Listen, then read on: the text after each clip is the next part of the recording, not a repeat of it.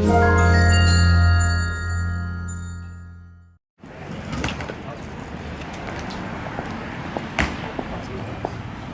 so we're just about to head into a pretty important meeting here at the Mildura Aboriginal Council.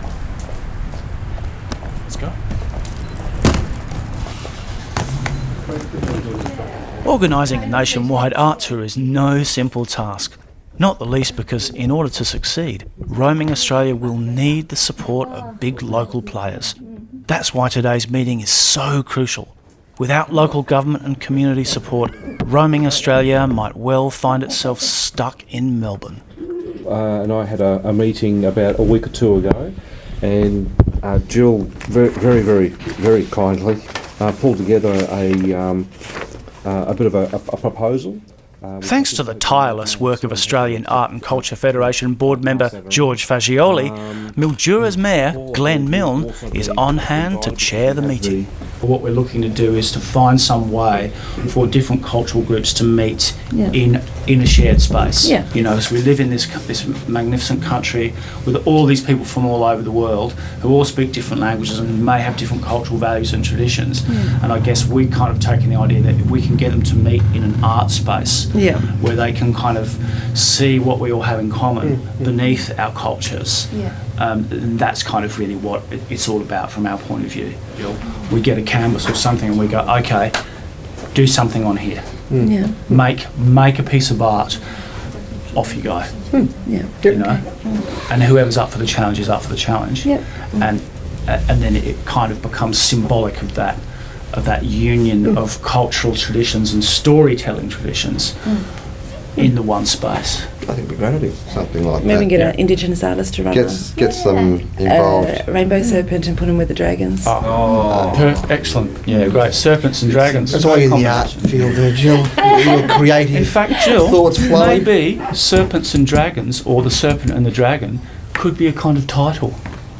Yes, that's you know what I mean? title. Like serpents, and dragons. because they've both got this kind of incredible mythical significance. And in a way, a serpent and a dragon aren't, as we imagine, that dissimilar in how they look. You know, so perhaps that can be our kind of working title for the event. 这个我们感到这个 Mildura 这个城市啊特别美啊。Mildura is very beautiful. Thank you.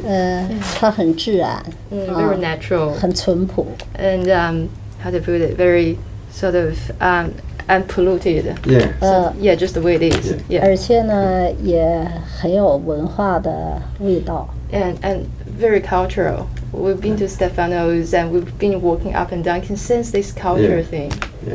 尤其是方才坐在这儿啊，看到大家为这个 Mildura 这个城市的文化的盛会哈，那么用心啊，而且是那么热心，让我也很感动。And she has seen how we have been sitting just now discussing, trying so hard to make this happening, this art and culture exhibit happening. So she's very touched about it. That's good. We like that. The meeting is a huge success, and plans for next month's exhibition event are put in place. So much so that local arts coordinator Jill Anthony is keen to take us to the proposed venue. After the long drive from the city, it seems that all our efforts are paying off. The Mildura Arts Centre is perched on the banks of the River Murray in the grounds of one of Mildura's truly historic homes, Rio Vista. We're here in front of what the locals in Mildura called the Old House, and it was built by the Chaffey brothers from Canada, and they were the two pioneers of irrigation in this area. And of course, as they'll tell you here, it's irrigation that made this land sprout, and all the fruit orchards and all the vineyards around here are all a result of what these guys, the Chaffey brothers, set up way back in the 19th century. Let's go inside and take a look, shall we?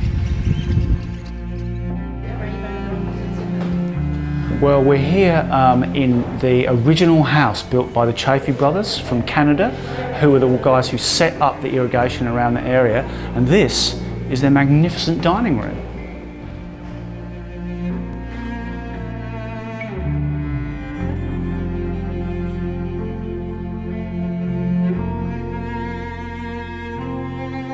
In 1887, the Chaffee brothers chose an old sheep station as the site for their grand irrigation experiment, and the modern township of Mildura was born.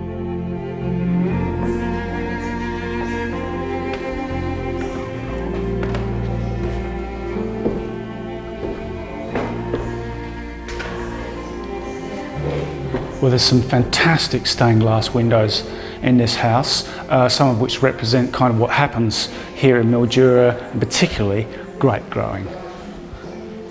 Absolutely beautiful.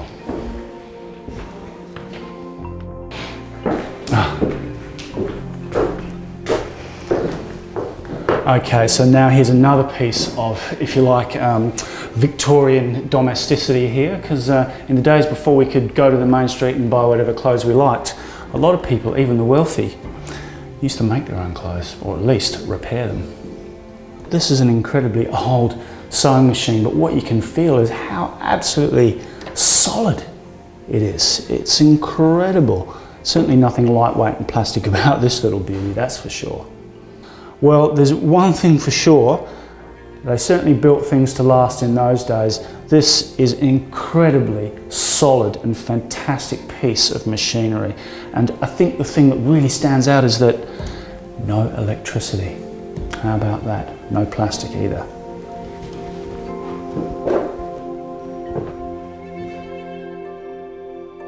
Just as the Chaffee brothers had harnessed the river for its irrigation potential, making the surrounding land suitable for vineyards and orchards, so Mildura was opened up by the arrival of the railway.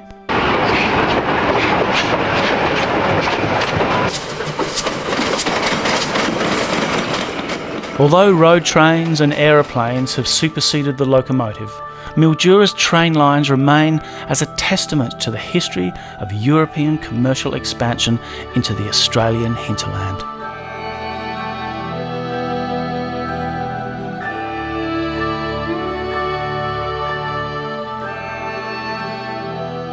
So just as the rail and the river that we've seen were pivotal in connecting Australia back in the 19th and early 20th centuries, in the 21st century now with international travel and the internet, it really is the role of things like art to connect and bring people together.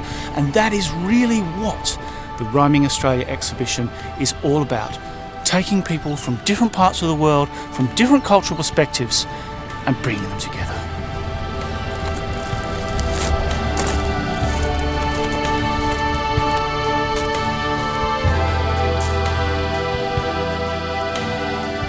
After the break, we hit the local mall and celebrate our team's success in classic Aussie style.